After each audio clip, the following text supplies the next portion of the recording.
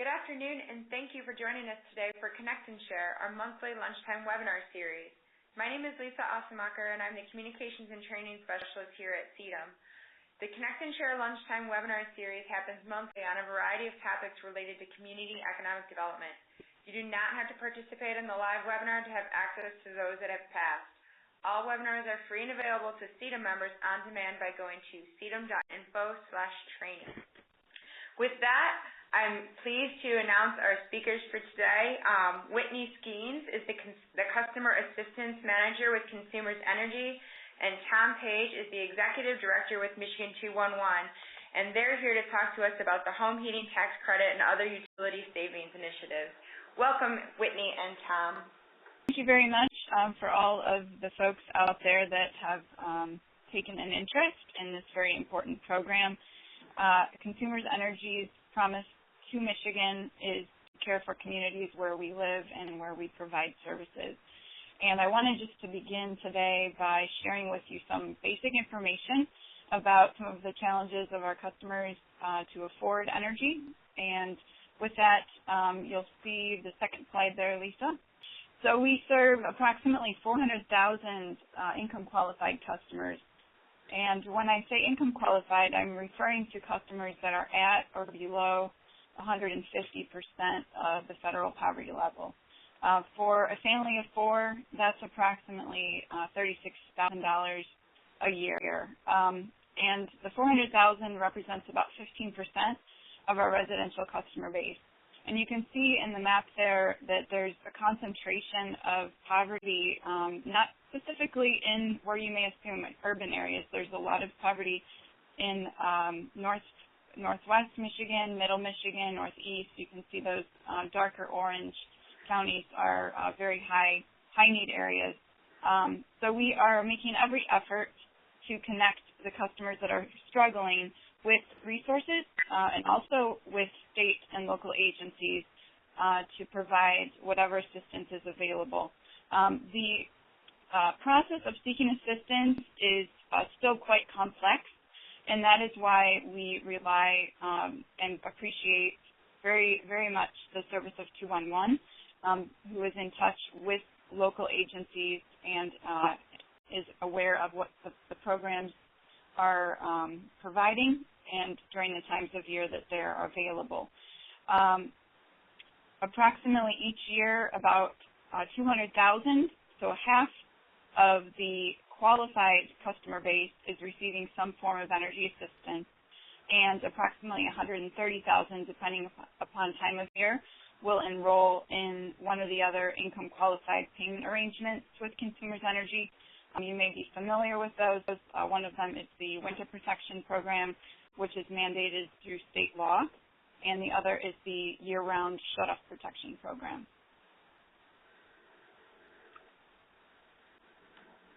I want to give you just a brief overview of the assistance program's menu.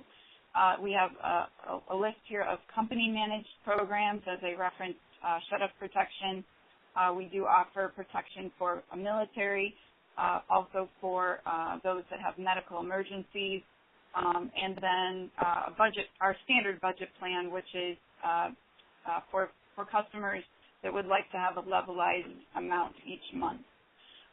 We offer the CARE program, which some of you may be familiar, for up to 20,000 customers that we've enrolled this year and about 10,000 last year. It's the second year of that program, and it's a very small slice of the 400,000, about 5% that are able to enroll in that program. We also offer monthly bill credit for seniors 65 and older. For seniors, we also provide a third-party notification. So if they would like to add another family member or manager to their account to be notified in the event of situations, billing situations or otherwise, we can do that right over the phone. And our customer service line is 800-477-5050. We also provide monthly bill credit for income-qualified customers that have approved eligibility, again, at or below 150% of poverty. I'm going to talk about that a little bit later on with regard to the home heating credit. And then also we have income efficiency services through our portfolio of programs called Helping Neighbors. We will have a technician come out to the customer home and do some direct installation, as well as offer some energy coaching on how the individual can use energy more cost effectively. And that service is entirely made free for income qualified customers. As I mentioned earlier, we collaborate and really rely very heavily, especially in winter, upon 211 to connect the customer with the next steps for seeking assistance. So 211 links people to services. It's available, as you see in the map there, to 99% of Michigan residents. It's free, it's confidential. I'm not going to go into too much detail here because I know Tom has a lot of great information for you. The next slide gets into some specifics around the home heating credit. The Michigan Home Heating Credit is provided through federal funding from the Low Income Home Energy Assistance Program, which is called LIHEAP. And those federal dollars come to Michigan from Congress and are allocated in portion to the Michigan Department of Treasury, which offers the opportunity for income qualified households to make application during tax time and beyond to receive a credit on the last year's heating costs. So the purpose of the home heating credit is to defray the former year's cost for any heat source. That includes gas, if the home is heated with electric, if it's heated with propane, firewood, cherry pits, whatever folks use to heat, the home heating credit can be a great help. This is one of the key programs currently that's still available. And when I say still available, most agencies, nonprofits, and as well as the Department of Health and Human Services are out of funding for energy assistance. So summer can be a very challenging time. Tom's going to talk about that. As consumers energy, we recognize that unmet needs for energy assistance can be especially high during summer. And so the home heating credit is a great program to refer interested constituents to. The application deadline is September 30. So even if the individual missed it during tax time or they're prepared, did not submit application, they may do so up until September 30. The eligibility and the credit amount is based on household income and size. So unlike other energy assistance programs, customers don't need to be in crisis. They don't need to pass due to apply. And the average credit for consumers energy customers over the past year has been about $147. So pretty significant value, especially during summer, even if there's not a past due balance to be addressed. This is a really nice step forward into winter, a nice bump. It can remain on the account as a credit for up to 6 months. So it's a really great way to start planning ahead for those winter bills. The form is a 2-page form. I know Lisa's going to send that out after the webinar. It is 1040 CR7, and it can also be found on the Michigan Treasury website as well as on our consumersenergy.com/assistance website. Also, if customers call Consumers Energy and wish to have a form mailed to them, our call center will do that for them. So we can send that form out directly. Again, calling us at 800-477-5050. On the form, there's question number 11, which asks for your total heating cost during a specific window of time last year. That is something that may feel daunting to folks that are filling it out. They don't have to go back and start sifting through, their files or pulling up old emails, whatever the case. They can simply call Consumers Energy, and we can provide them with that number immediately, so they don't have to do the calculation on their own. A couple quick key pieces of information that are of specific interest. Even if the individual's income does not require them to file taxes, is still an option for them. We still encourage them to apply. Also, renters, in addition to homeowners, can qualify. Some special benefits from Consumers Energy for folks that have applied. If the customer has submitted an application and is waiting to hear back from Treasury with that answer and or the credit amount, they can contact Consumers Energy and we will put a complimentary hold on the account for up to 30 days. So if there is a situation where the account may be disconnected or is in collection activity, we will provide a courtesy hold for home heating credit applicants. Also, when a customer receives a home heating credit, our system auto-enrolls them to receive the income assistance credit, which I mentioned earlier. The income assistance credit is an ongoing for the next 12 months credit. On electric is $7 a month credit, and on gas, $11.50 per month. So if they are a combination customer in an area like Flint or Kalamazoo or some of those areas where we have both gas and electric, the customer will receive $18.50 a month for the next 12 months. So it's a really great incentive to say, look, if you receive a home heating credit, this is another corollary benefit. If there are some folks that need assistance completing the form, there's help available by dialing 211. 211 is connected with the network of Michigan free tax sites throughout the state. And if the customer wishes to kind of self-serve, they can also visit the michiganfreetaxhelp.org for a list of the free tax sites statewide and the phone numbers where they can connect. So again, we really appreciate all of the entities on this call that are interested and are willing to refer their constituents and our customers to this program. It's really a wonderful resource available for a much longer window of time than your standard tax credit. Lisa's also going to send around a very nice consumer tip sheet that is produced by the Michigan Public Service Commission. That sheet has lots of very basic information. So again, if folks need some additional questions, it's a real nice summary with FAQ. And then she'll also send the form itself and the booklet. And thank you again, and I will take any questions. Is that okay, Lisa? Absolutely. I have a quick question. First of all, if you do have any questions, please type them in, and we can go through them one by one. When you mentioned needing to tally up your monthly bills for that defined window and they could call consumers, is it a different number than that 800 number that you gave out earlier, or how do they know where to call for that? Great question. Yes, that is available through our customer service, 800-477-0000. Okay, and so all they'll have to do is say that they're trying to apply for the home heating tax credit and they need help finding out how much they paid. Correct, exactly. And if they would like to request a form, we can send that out and also provide a hold with their commitment that they've submitted an application, if that's something they need. Wonderful. Thank you, Whitney. You're welcome. Thanks. Great.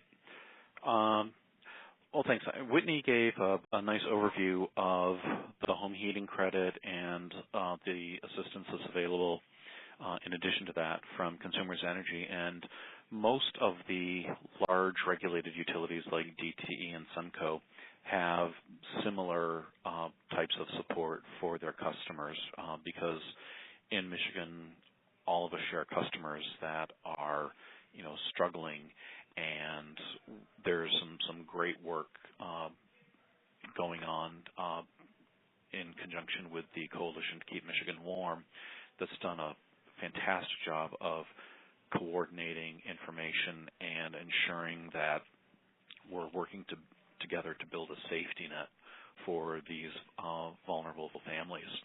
So I wanted to just spend a few minutes to talk briefly about how 211 can help connect, but more than that, wanted to share some of the data and resources that we have at 211 that really focus on who is in need and the overall demand for assistance, and as well some tools that you may find helpful as you're looking at your individual communities as to what are the needs related to utility assistance, and say if you're doing a grant, some data and information that's readily available online through 211 that could help you with that.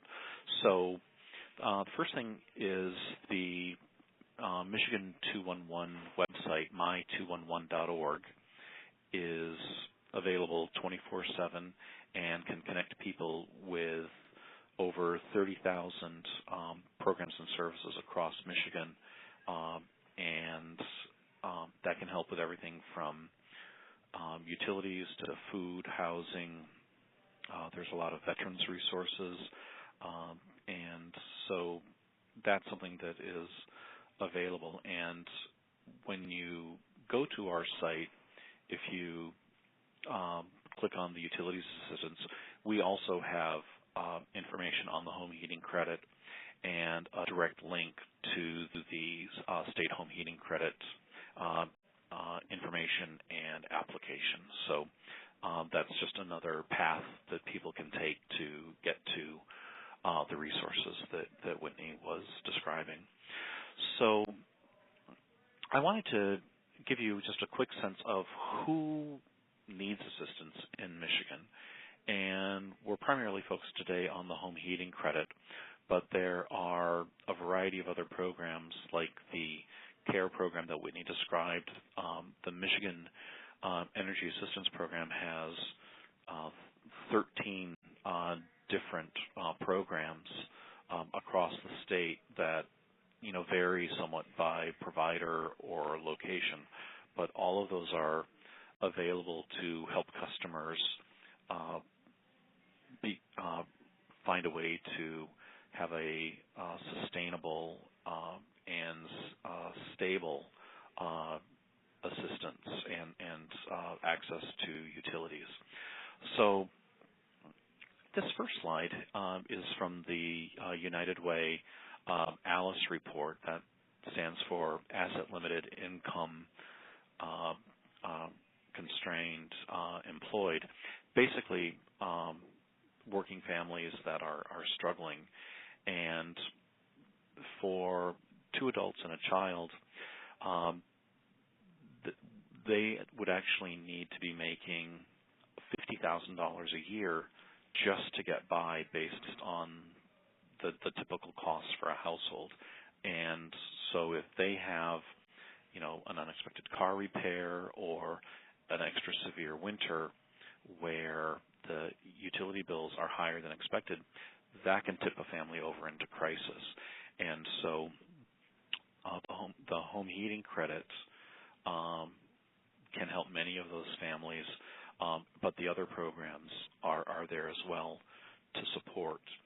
And when you look particularly at the lowest income families in Michigan, the amount of income that they spend on their utilities can be really shocking to those of us who haven't experienced that. And particularly for families that are, well under the federal poverty level, they can be spending up to 3/4 of their income just to keep the lights on and to stay warm in the winter.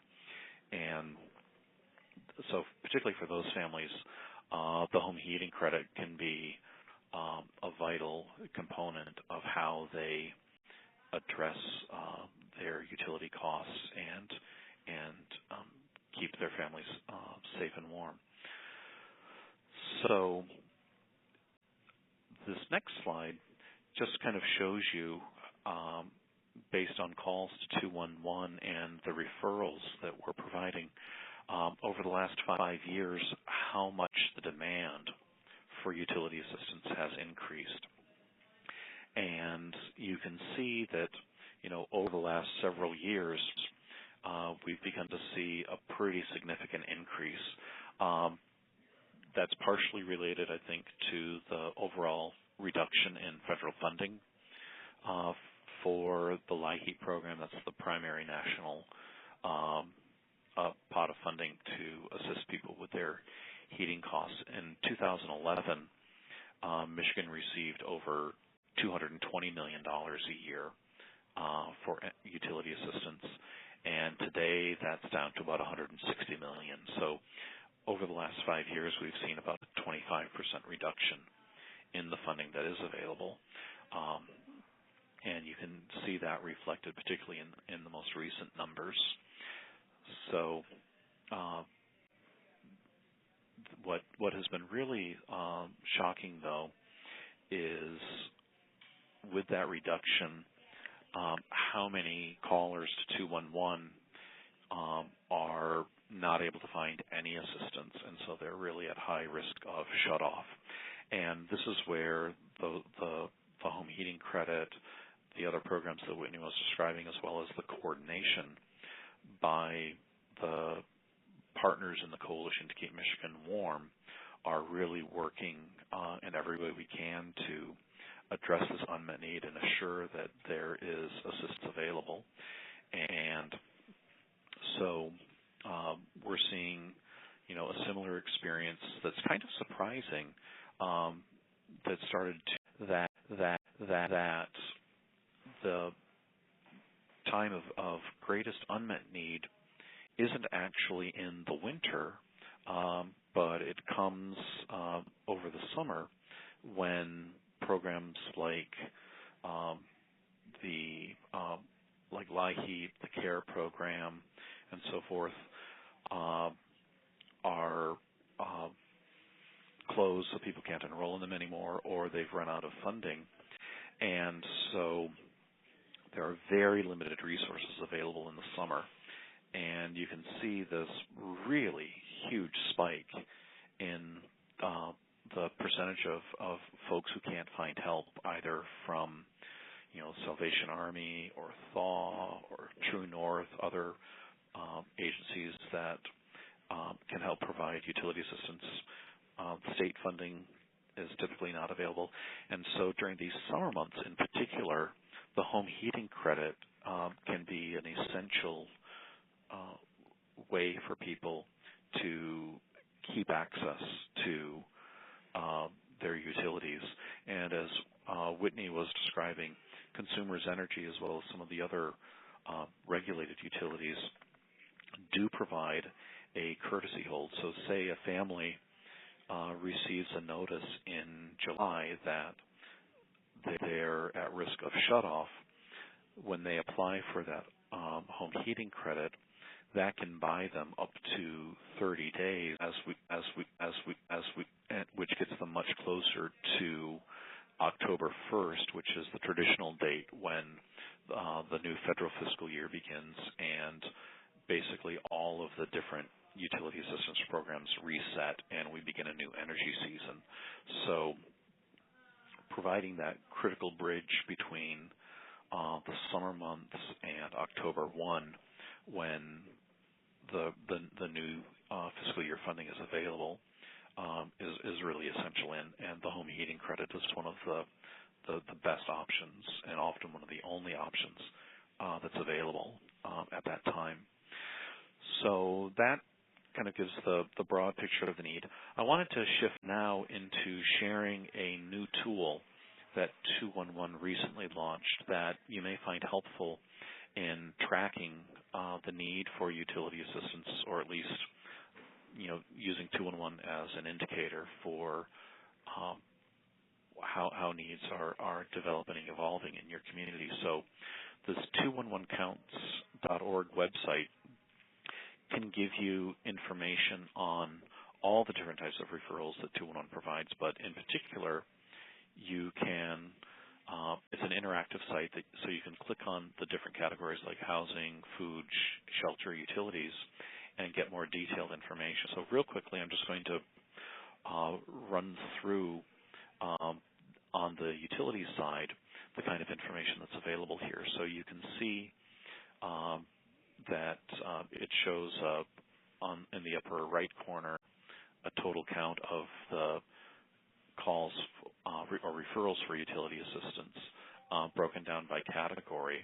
And then the map in the lower right or probably in the lower left, will show you whether a particular zip code has a high, medium, or low demand, and you can scroll in on the map to see a more detailed area. And it doesn't show on the slide, but if you're online, as you scroll over individual zip codes, it will actually show you the actual number of calls, the specific zip code, and population. So it's a really helpful tool if you're looking to understand the needs in a particular community. And you can drill down. If you look across the top here, you'll see that this is the map that shows all the different types of utility assistance, electric, gas, deliverables across Michigan. But then you can drill down into the electric, the gas, and then the deliverable fuels. And it shows you here the total number of referrals, as well as how those different types of needs are different in areas of the state. So you can see on this oil and propane that there's much greater demand for that kind of assistance in the UP and in north central Michigan as opposed to other areas of the state. So 211counts.org is available, as well as the my211.org website to find resources. And people can always call 211 when they have needs for utility assistance, food, anything else. And so we're available 24/7, and would encourage you and the folks that you work with to use the service and to find out what types of assistance are available. So with that, I think we can open it up to take questions, or if folks have any comments, we'd be happy to respond. Linda Aberline asks, how long does someone have to live in a home to use the credit? And Whitney, correct me if I'm wrong, but I believe that it's based on your past year's utility expenses, so it doesn't matter where you live, it's what have you paid over the last year. Is that correct? Yes, it doesn't relate to the former address, so if you've moved, the credit will be applied to the last year's cost, wherever that location was. So it's not contingent. The one thing I will mention, and I'm glad the question was asked, because I've been talking to some folks from the senior agency network, and one of the things they find is with their constituent base, some folks, they'll get the credit. It comes either electronically directly to Consumers Energy, or it can come in the form of a draft. And the draft is like a coupon that they mail in with the bill. And they recognize that among their constituents, some folks, they'll save that coupon and never actually redeem it. It needs to be sent in with a customer's bill. It replaces cash, essentially. And so that's one thing to remind folks that when they do receive that credit, they can cash it. It just remains as a credit on their account until it's used. And, of course, with winter coming, that is something that would probably carry them into the first few months of the heating costs. Does it expire, Whitney? Do they have to use it right away, or can they hold on to it? Yeah, it expires within a year, so they need to redeem it within a year. And it also, as I said, it can remain as a credit on their account for 6 months. Okay. All right. Are there any other questions? Oh, I had one client use it with Consumers Energy, even though they use propane because they use electricity to power their furnace. Does it apply in that capacity? Absolutely, yes. Propane is a heat source. Mm-hmm. Is the form due to you by the deadline or by the signature on the application? The form must be postmarked by September 30, and it doesn't come to Consumers Energy. It actually is sent to the Michigan Department of Treasury, and then they typically take within 2 to 3 weeks to process and remit the credit. And most credits come to Consumers Energy directly through an electronic transfer of funds. But in cases, special cases, the state will mail, as I said earlier, a voucher to the recipient, and then they mail it into Consumers Energy as a form of cash with their bill payment. So their first point of acknowledgement that they received the credit is when they receive that draft in the mail? Correct. Okay.